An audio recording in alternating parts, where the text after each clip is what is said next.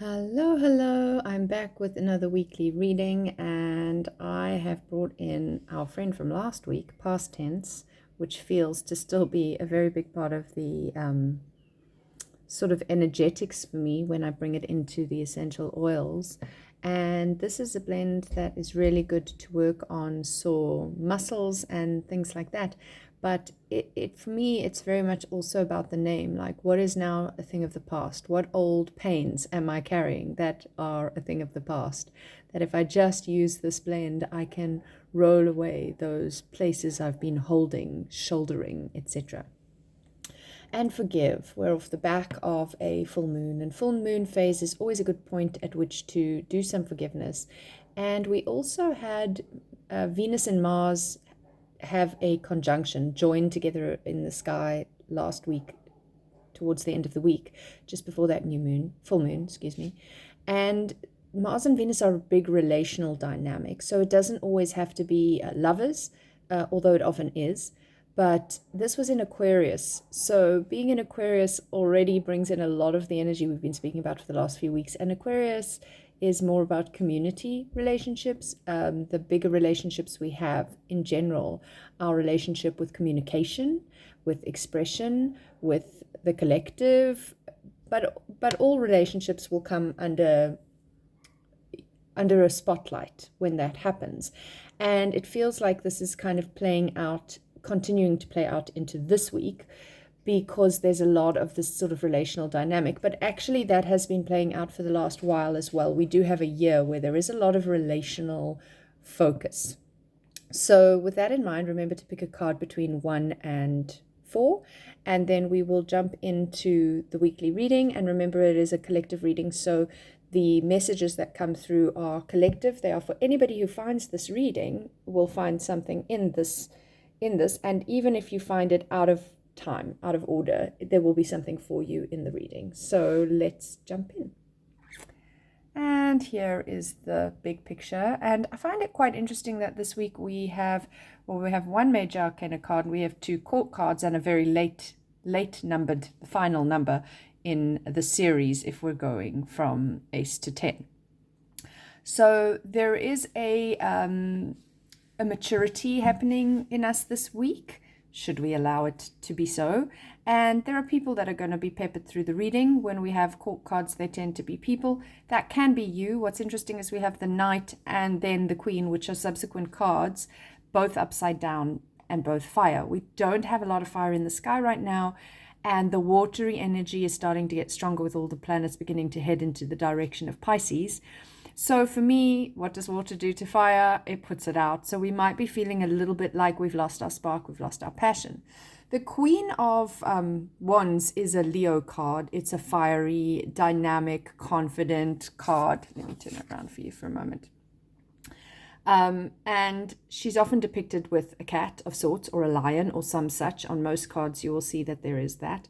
And you can see all the fire here. And you can see she's full of joy and creativity and zest for life and dynamism and all of these things. So upside down, where would we find some of the negative qualities or the shadow qualities that she may be having to deal with is feelings of jealousy, feelings of not being seen or heard, not being understood, maybe an avoidance of looking at the darker stuff because she's more confident being in a happy place and being the life and soul of the party rather than, depressed and down and out. So this is a very important one for us to take into consideration as well. But bearing in mind, if you're thinking of these cards as being people, ask yourself, does that sound like me, or does that sound like somebody that I know? Okay, so she's a little out of sorts being upside down, maybe getting stuck, as I say, in jealousy or manipulation or lack of creative spark or energy, enthusiasm, those types of things. And I'm actually going to jump to the Knight, because the Knight is the card before, and that can be a very self-sabotaging card as well. Also, in its upright form, a really fun Knight. In this deck, represented as a woman. Traditionally, Knights are generally represented as men. So you might look at this card as a young man or a young woman. Not too young. That would be our pages. Which are sometimes called princesses. So you can see that's oftentimes more of a feminine energy in that as well, but they're usually also depicted as young boys. So this is like the interim age, not quite king queen age, mature, fully mature, but neither is it a child energy. So again, that can be the part inside of you. That can be the young man or young woman inside of you that is struggling with blocked fire energy. And bearing in mind both of these are blocked fire energy, we might also be resisting taking certain risks. We may be, because fire can take a risk. Fire is not afraid generally to take a risk. So upside down, there might be this like, oh, I just can't do it. And that again, drop of the passion and the enthusiasm all sort of behind the door and not able to sort of access it.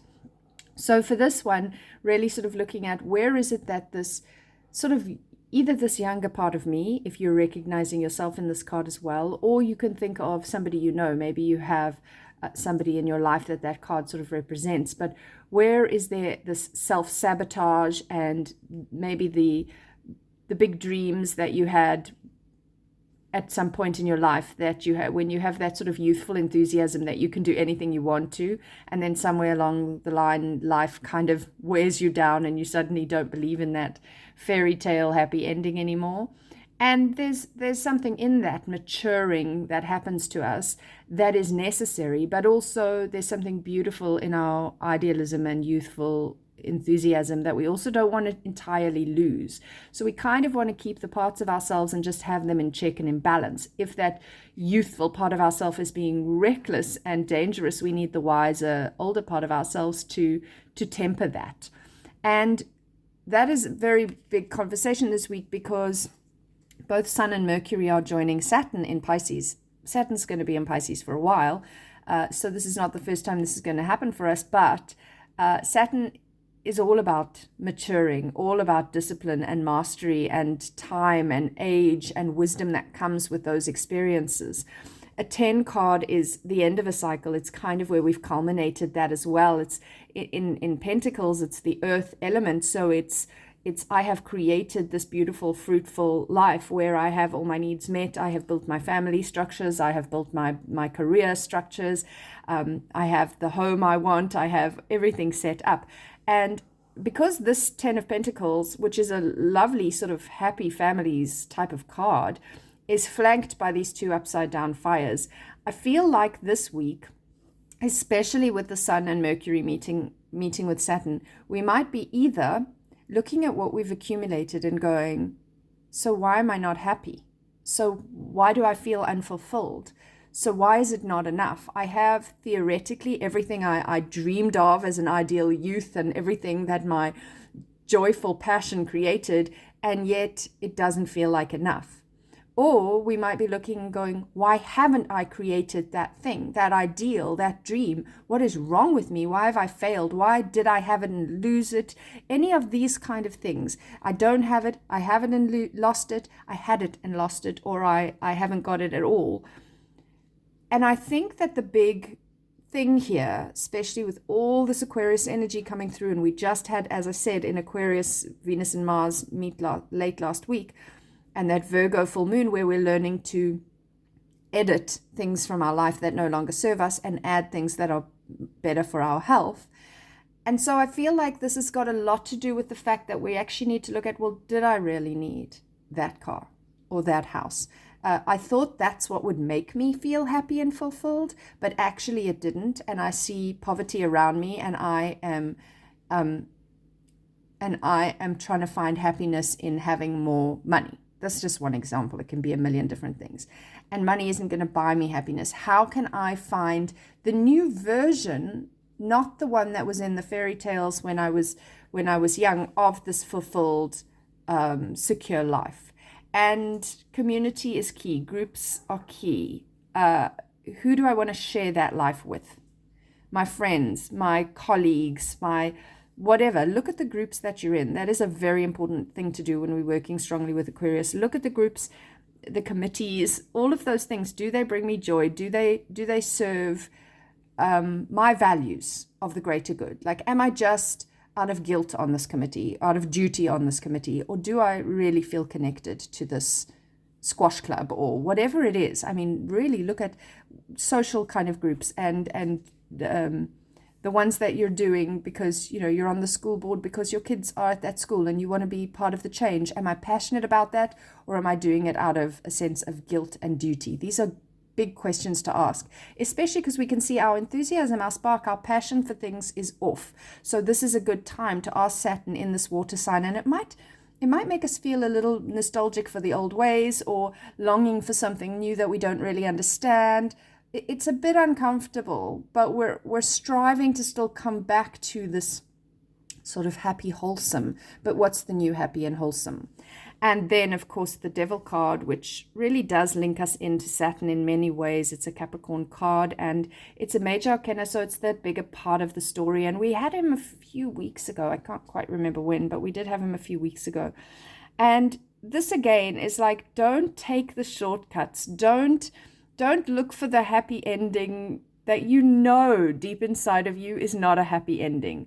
This card can speak to addiction, so let's use that as an example. Like, if I take that drug, or if I take that mushroom, or if I take that drink, I'm going to feel better right now because I'm not really feeling myself. I don't know what direction I should be in. I don't know where, why am I feeling such a lackluster vibe at this time?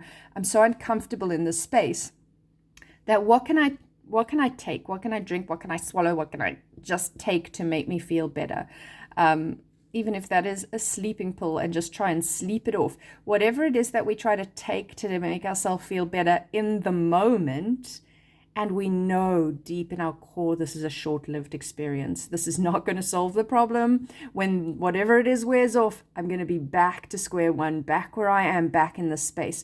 How do I, rather than taking the quick fix, do I go into the darkness and find the light? Do I go into the shadows, my shadows, go deep into my own internal realms, and ask myself some deep questions? Because we are all repatterning, we are all reprogramming. Some of us with a lot of consciousness and a lot of effort, and it's just as hard, I think, when you do it that way, maybe harder.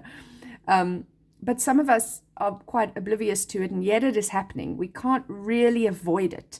There is a repatterning of structure, of the structure of society, and it's bringing up to the surface all the old ways that used to feel safe and secure and stable and perfect and exactly what we wanted. But now it's just not working. Maybe it's becoming harder and harder for us to achieve that idea of wealth and status and having made it in the world than it once was, for whatever reason. Maybe, as I say, it was lost to us through various ways. Maybe we took that bet. Maybe we took the chance. We risked something for growth and it backfired and we lost everything. Maybe through breakdowns of relationships, everything felt lost. Whatever it is for us, we are not finding that safety and security in the places that we used to feel were safe and secure. And that is not a comfortable space. It is not secure footing. And the card that comes after the Devil card is the Tower card. And usually that's like the breakdown to break through. So we're at this point of, I need to get real about what if this tower falls around me. What do I take and what do I leave? Do I take the people that live in the tower with me and rescue them? Do I go for my pets? Do I look for my photo albums, the memories, or are they in my heart? Do I take my favorite pot? I mean, think about it. Where is your value of, if I had to grab something when the building is burning down, what would that be?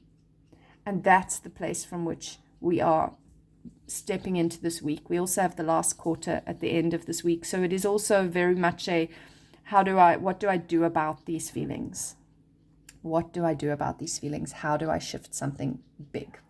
So I hope you have a beautiful week. Thank you for watching. Please like, share, subscribe, follow, all the things, and I will be back next week.